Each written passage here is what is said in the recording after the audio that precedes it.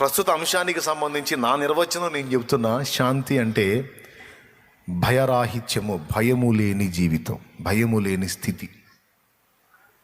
దేవునికి స్తోత్రం. బాగా వినాలి. ఇప్పుడు మీకు శాంతి కావాలి అంటే, మీకు శాంతి కలగాలంటే మీరు ఫలానా పని చేయండి, ఫలానా పని చేయండి, ఫలానా పని చేయండి అని లోకంలో మనకి చాలా చెబుతారు. మీరు ధ్యానం చేయండి, మీరు అలా చేయండి, అలా చేయండి, మీకు శాంతి కలిగిద్ది అంట. ఫర్ ఎగ్జాంపుల్, ఒకడు తట్టెడప్పుల్లో ఉన్నాడు. రేపు తెల్లవారు ఒకడు వచ్చి సామాను బయటేస్తానని వార్నింగ్ ఇచ్చిపోయాడు.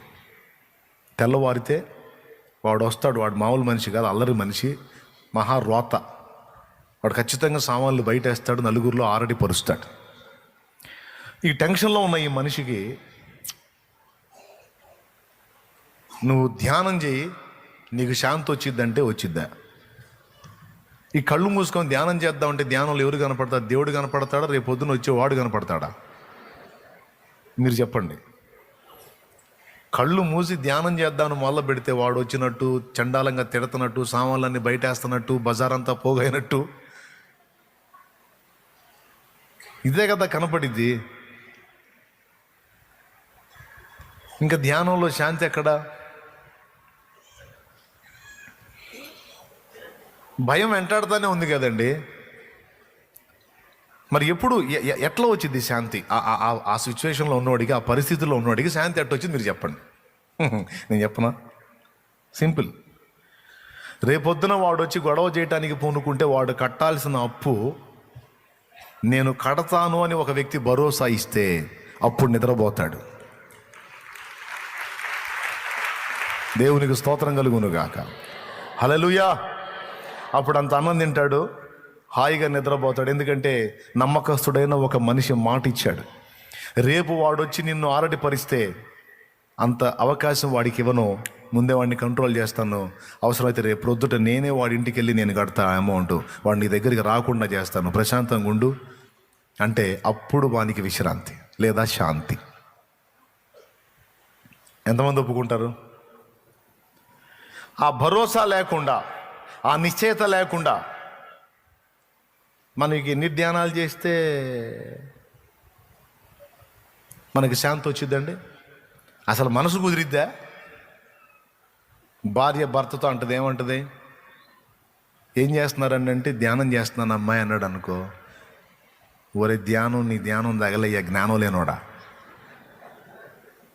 ఇప్పటిదాకా చేసింది చాలదా? మళ్ళీ ధ్యానం అనుకుంటూ కూర్చున్న వాడు వచ్చి రేపు చండాలం చేసి పెడతాడు. ఏదన్నా 4 ఇళ్ళన్నా తిరిగి తెలిసిన వాళ్ళని అడిగి ఏదన్నా తీసుకొచ్చి కనీసం 1,00,000 కాకపోతే ఒక 50,000 అడిగి తగలబెట్టాలి కదా అని ఇక ఆమె లేచిద్ది. మహాజ్ఞానం బోధించేది ఒక రేంజ్లో. కాబట్టి కుదరదట్లా. ఇక్కడ ఏంటంటే భరోసా కావాలి, నిశ్చయిత కావాలి. నేనున్నాను, నన్ను నమ్ము, నిశ్చయముగా నేను నీకు తోడై ఉన్నాను అనే ఒక వ్యక్తి కావాలి. ఆ వ్యక్తిని ఎరిగి, ఆ వ్యక్తిని ఆనుకొని, ఆ వ్యక్తి మీద ఆధారపడి జీవించిన జీవితాల్లో కోట్ల కొలదిగా ఈరోజు సాక్ష్యాలు ఇస్తున్నాయి.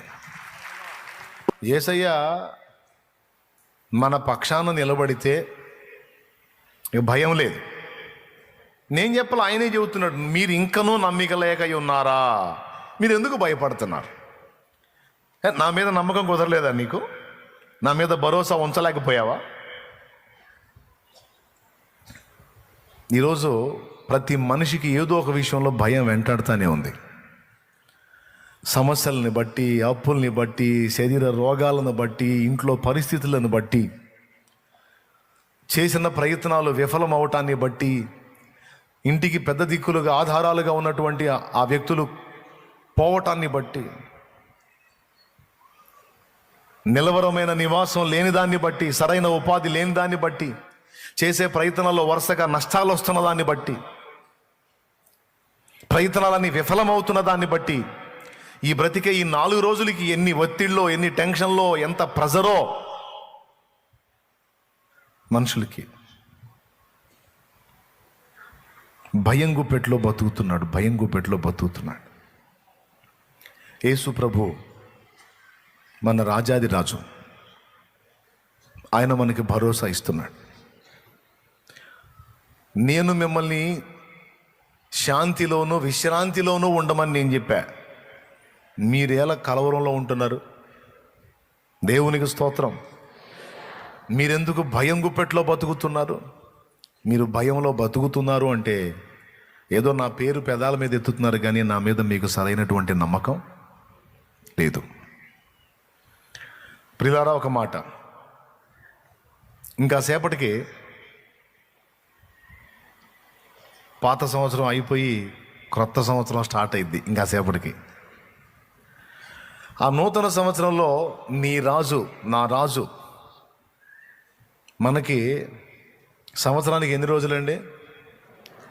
330, 360, 365.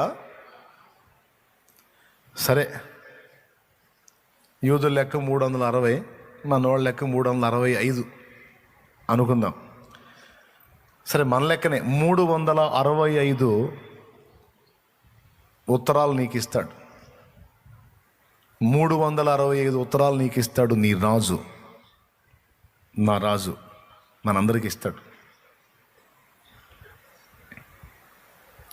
ఒకే రోజు ఉత్తరాలన్నీ ఓపెన్ చేయమండు. 365 రోజులు కదా మళ్ళా ఈ రోజు రావడానికి. రోజుకి ఒక లెటర్ చదవాలి నువ్వు, అంతే. రోజుకి ఒక ఉత్తరం చదవాలి. దేవునికి స్తోత్రం. రేపటి ఉత్తరాన్ని ఈరోజు చదవకూడదు నువ్వు. ఏ రోజు ఉత్తరం ఆ రోజే చదవాలి. దేవునికి మహిమ. ఆ 365 ఉత్తరాల్లో ఏముంటుందో ఆ రోజు వచ్చినప్పుడు ఓపెన్ చేయాలంతే. కానీ కొంతమంది మనుషుల పరిస్థితి ఎలా ఉంటుందో తెలుసా? ఇప్పుడు రేపుని నీ కళ్ళ ముందు ఉంచాడా, మరుగు చేశాడా? రేపటిని అందరు నోరు తెరిచి చెప్పండి. రేపటిని మరుగు చేశాడా, లేకపోతే నీ ముందు ఓపెన్ చేసి పెట్టాడా? మరుగు చేసాడు. మరుగు చేసిన దాన్ని ఎందుకు ఓపెన్ చేయడానికి ట్రై చేస్తావు అంటాడు ఆయన. నేను దాన్ని ఇంగ్లాండ్ కవర్ వచ్చేది ఐడియా ఉందా? మనం ఇప్పుడు కూడా ఉందా కదా, రన్నింగ్లో ఉందా ఇప్పుడు కూడా ఇంగ్లాండ్ కవరు? గమ్ వేసి అంటించి పంపిస్తారు. ఉత్తరాలు 2 రకాలు. డైరెక్ట్ కార్డు వచ్చింది, అది లోపల వెలపట బయట కనపడుతుంటుంది. ఇంగ్లాండ్ కవర్ అట్ట కాదు, బయటికి అడ్రస్సే ఉంటుంది, లోపల లెటర్ మొత్తం మ్యాటర్ అంతా ఉంటుంది. గమ్మేసి అంటిస్తాడు. ఇక్కడ దేవుడు ఏం చెప్తున్నాడంటే, నీ రాజు 365 లెటర్స్ నీకు ఉంటాయి. స్తోత్రం.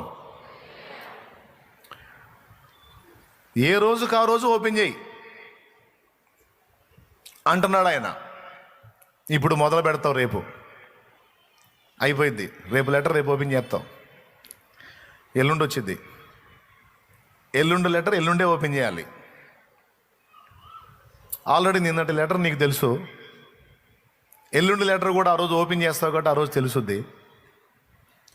ఆయన ఏం చెబుతున్నాడంటే, నిన్నటి లెటర్ను బట్టేమో కృతజ్ఞతలు చెప్పు. ఆ రోజు లెటర్ ఏ రోజైతే నువ్వు ఓపెన్ చేయమని చెప్పాడో ఆ రోజు లెటరు ఏదైతే ఉందో దానిలో నీకు ఇచ్చినటువంటి అవకాశాన్ని బట్టి ప్రభు పని చేయి. ఇక రేపటి లెటర్ గురించి ఆయన చెప్పే మాట ఏంటంటే, విశ్వాసం ఉంచు.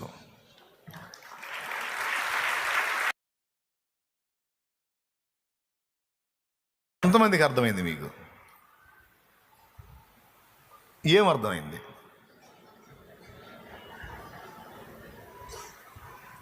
అదే 3 ఉత్తరాలు, 365 ఉత్తరాలు, రాజు ఉత్తరాలు ఈ రోజుదే ఓపెన్ చేయి, రేపుదే వద్దన్నాడు. అంతవరకు మాకు ఇంకంతే మాకు. మీకు దండం పెడతా, మళ్ళీసారి జ్యోతైనండి. దేవునికి స్తోత్రం. గడిచిపోయిన సంవత్సరాలు, చాలా సంవత్సరాలు గడిచిపోయినాయి. అందులో రోజులు అయిపోయినాయి. గడిచిపోయినటువంటి రోజుల్ని గుర్తు చేసుకుంటూ, గడిచిపోయినటువంటి అనుభవాల్ని, వైఫల్యాలని, లేకపోతే విజయాలను తలంచుకొని వాటిని బట్టి ఏడుస్తానో నవ్వుతానో ఉండవాకు. చాలామంది గతంలో బతుకుతూ ఉంటారు. ఈ రోజును వదిలిపెట్టి అసలు అప్పుడు లక్కు ఇప్పుడు మిస్ అయింది, లేకపోతే అసలు మామూలుగా ఉండేది కాదు, అసలు ఎకరం నాకు లక్షకి ఇస్తాను అన్నాడు. బతిలాడితే వెంటబడి బతిలాడితే నేను అసలు వద్దురా స్వామి అన్నాను నేను. ఇప్పుడు అదే మరి 20 కోట్లు, అదే 20 కోట్లు వాళ్ళు లచ్చకిస్తానని ఎమ్మటపడ్డాడు. ఏం చేద్దాం, మనం దరిద్రం పైన బ్రేక్ డ్యాన్స్ వేస్తుంది, ఏం చేద్దాం. ఇట్లాంటి మాటలు మాట్లాడుకుంటా అప్పట్లో ఆఫర్ వచ్చింది, అప్పట్లో ఆ పరిస్థితి వచ్చింది, అప్పట్లో అది వచ్చింది, అట్లయింది ఇట్లయింది, ఏం చేద్దాం, అప్పుడు జస్ట్ మిస్ నాయన ఈ సుత్తి అంతా చెప్పుకుంటూ తిరుగుతుంటాడు. ఇదే సుత్తి. ఇదేంటంటే నిన్నలలో లేదా గతంలో బతకటం. ఆయన ఏం మాట్లాడుతున్నాడంటే అందులో మంచి జరిగిందో చెడు జరిగిందో కొంతమంది ఇందాక నేను చెప్పిన టైపులో ఫీల్ అయితే మరి కొంతమంది లేదు. ఏం చేద్దాం, అప్పుడు అలా అయిపోయింది, అప్పుడు ఆ స్టెప్ తీసుకోకుండా ఉండాల్సింది, అప్పుడు అలా చేయకుండా ఉండాల్సింది, నా కర్మకాల పని చేశాను, ఈ దరిద్రం ఇట్లా అయిపోయింది. ఏం చేద్దాం, ఆ దరిద్రుడిని అప్పుడు చేసుకోకుండా ఉండాల్సింది. ఆ కర్మగాలి ఏం చేద్దాం, చేసుకున్నాను, నా దరిద్రం ఎట్లా అయిపోయింది, నా బతుకంతా శాపం అయిపోయింది ఆ దరిద్రుడి వల్ల, ముదనష్టపోడు వల్ల. పోయాడా ముదనష్టపోడు, పోయి చానాళ్ళు అయింది. వాడు పోయినా సరే సంవత్సరాలు వాడిని ఎంటేసుకొని లాగుతానే ఉంటారు కొంతమంది. ముదనష్టపోడు ఉన్నా ముదనష్టపోడు పోయినా